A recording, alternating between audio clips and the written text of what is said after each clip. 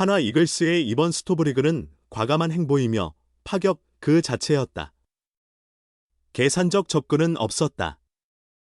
단지 타격 전력 강화라는 한 목표를 위해 멈추지 않는 질주를 이어갔다.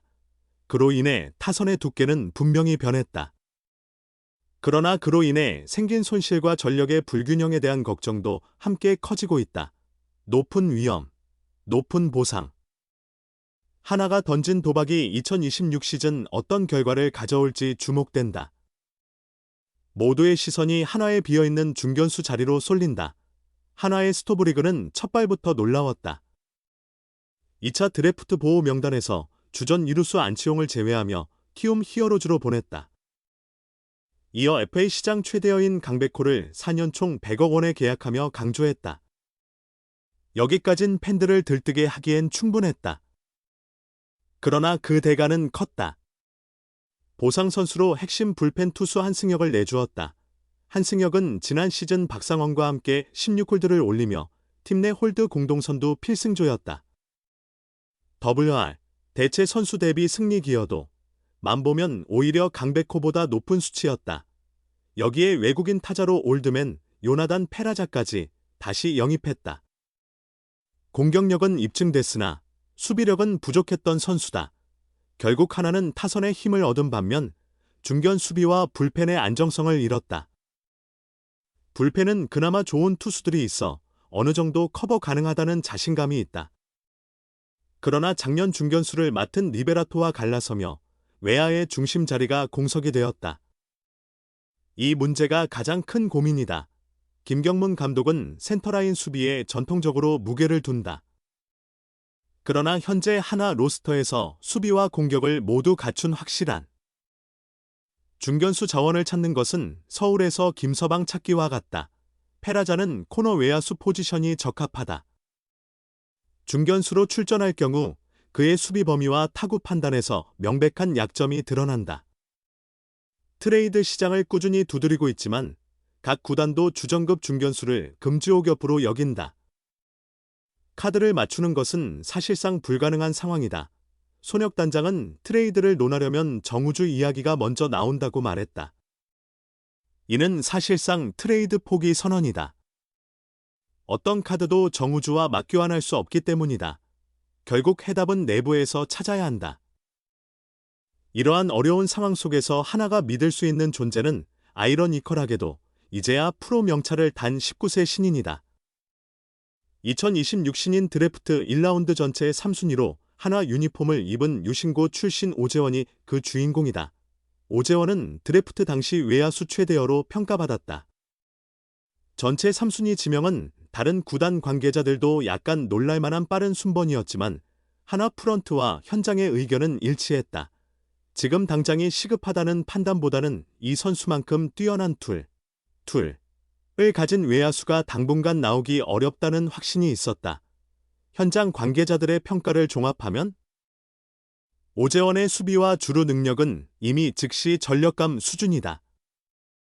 고교 2학년 때부터 청소년 대표팀에 선발될 만큼 기본기가 단단하다.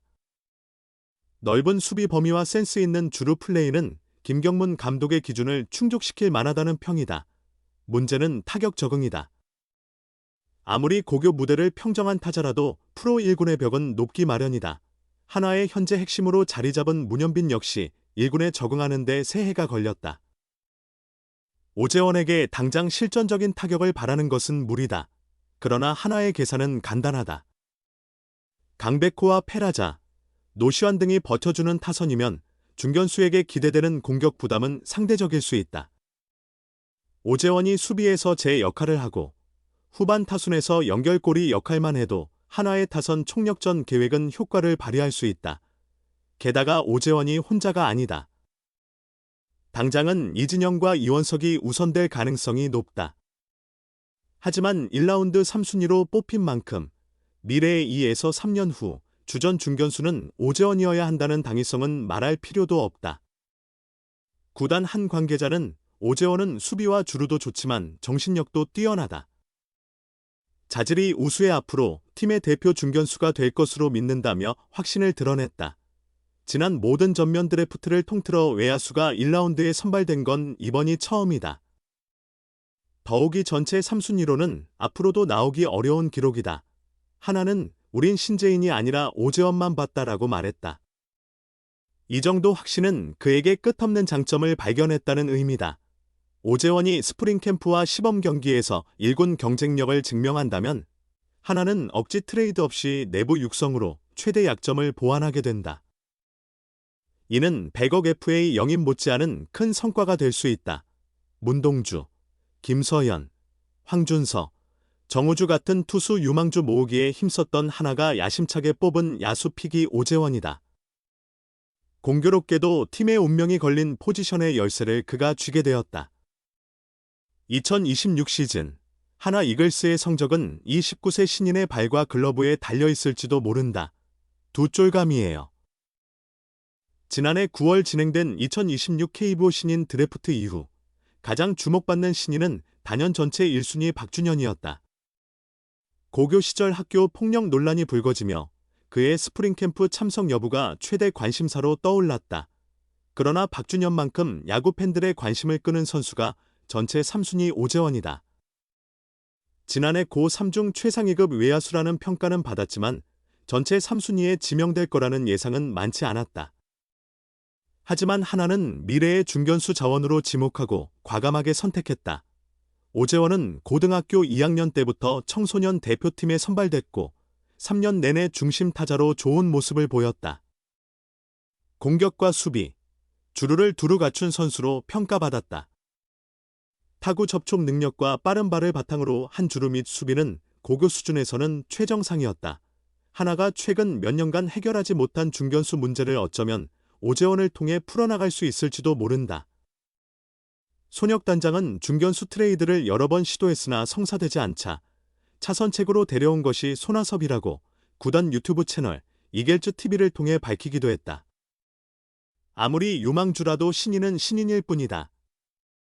프로 1군의 문을 통과하려면 시간이 요구된다. 결국 김경문 감독의 오재원 평가가 관건이다.